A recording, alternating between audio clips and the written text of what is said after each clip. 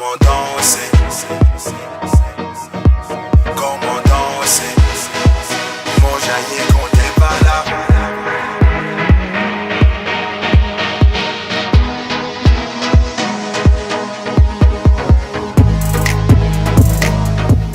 Et toi, comment, vu les exemples que tu as donnés, comment toi tu vas te positionner pour arriver à être le Canadian Idol du futur? Enfin, c'est quoi la stratégie que tu as là soit pour le chant du cygne ou pour les prochains projets que tu vas faire pour justement arriver à percer dans ce milieu compétitif de la musique?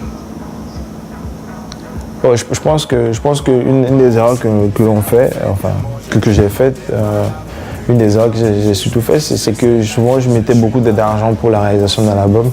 C'est-à-dire je paye pour le studio, j'investis énormément dans la musique, mais je n'investis pas dans la promotion de la musique. Et je pense que c'est ça le principal problème. Et il faut justement changer cette mentalité. Donc si je mets $1 pour l'enregistrement de la chanson, je dois mettre $5 pour la promotion. Je pense que la promotion, c'est super important. Les grands artistes, lorsqu'ils font le lancement d'un single, ils investissent. Pourquoi la promotion, selon toi, est plus importante que la production? C'est pourquoi pour $1 que tu mets dans la production, tu dois en mettre 5 pour la promotion, selon toi? Ben, c'est connu. Je vais vous donner un exemple très simple.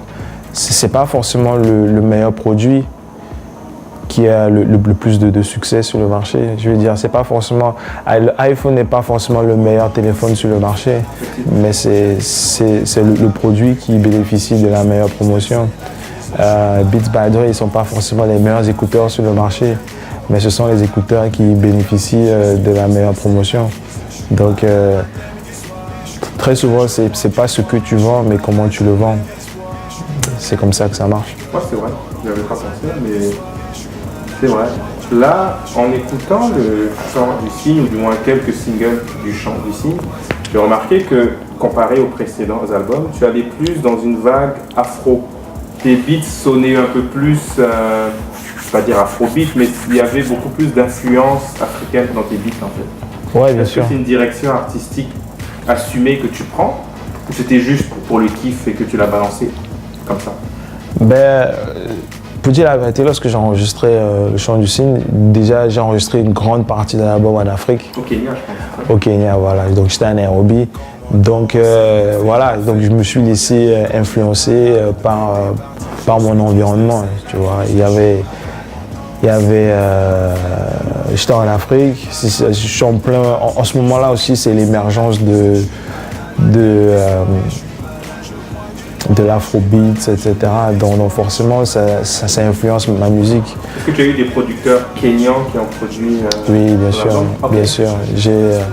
J'ai travaillé avec des beatmakers kenyans, je pense notamment à Kanyirea, qui a coproduit la chanson On va couper décalé. J'ai travaillé avec une chanteuse kenyane, Amelina, qui est super talentueuse. Elle apparaît sur 2 de mes singles, sur LEF, Liberté, Égalité, Fraternité, et sur On va couper décalé. J'ai travaillé avec Jack on the beat. Et je suis sûr que je suis en train d'oublier une personne. Et j'ai également travaillé avec DJ Govna, qui a travaillé sur le beat de la chanson Keep Going.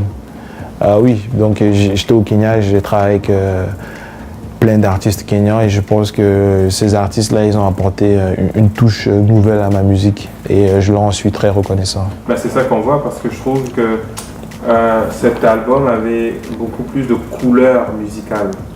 Ouais. C'était pas, comme tu dis, c'était vraiment assez diversifié en fait. Ouais. Tu avais des sons rap, des sons qui sonnaient plus africains. Quand je compare aux précédents albums, parce que moi je suis un fan de la première heure, c'est quand je compare aux précédents albums, c'était plus diversifié, il y avait plus de couleurs en fait. Ça touchait plus un plus large public, pas dans le sens négatif, hein, mais ça touchait un plus large public. Ouais, c'était ça le but. Moi je voulais vraiment m'éloigner du rap. Enfin, je fais du rap, mais je voulais vraiment mélanger les genres, créer une musique hybride qui va plaire à tout le monde, qui va plaire aux hommes, aux femmes, aux jeunes, aux vieux, aux blancs, aux noirs. Je voulais vraiment créer un truc nouveau, révolutionnaire, mélanger le coupé décalé avec le rap, mélanger du zouk avec du rap. Faire vraiment de la musique et non juste faire. Je voulais faire de la musique, pas seulement faire du rap. Ouais. Et je sais que tu as fait un show à Montréal. Ouais, bien sûr. Pour le lancement du chant du signe. Ouais. J'ai eu que des feedbacks positifs concernant ce show-là.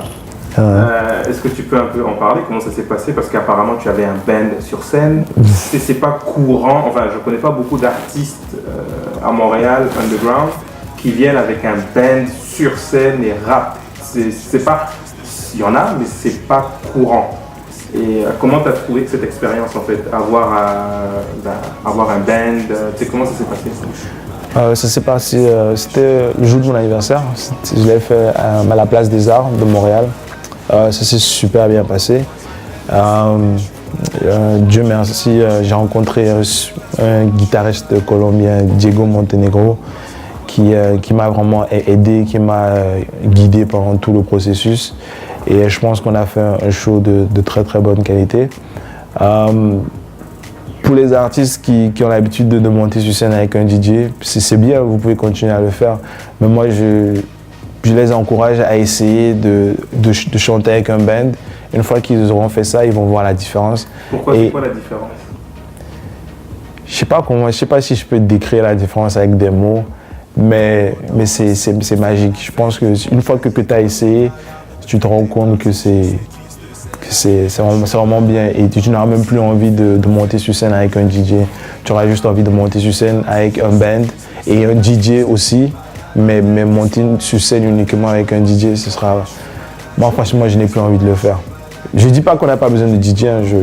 On a besoin du DJ, le DJ est super important, mais je pense que lorsque tu es sur scène avec un vrai batteur, avec un vrai guitariste, avec un vrai bassiste, je pense que le public apprécie mieux la musique, mais même toi sur scène, c'est une expérience différente. Je pense qu'elle est meilleure et franchement, j'ai vraiment plus envie de monter sur scène avec un CD.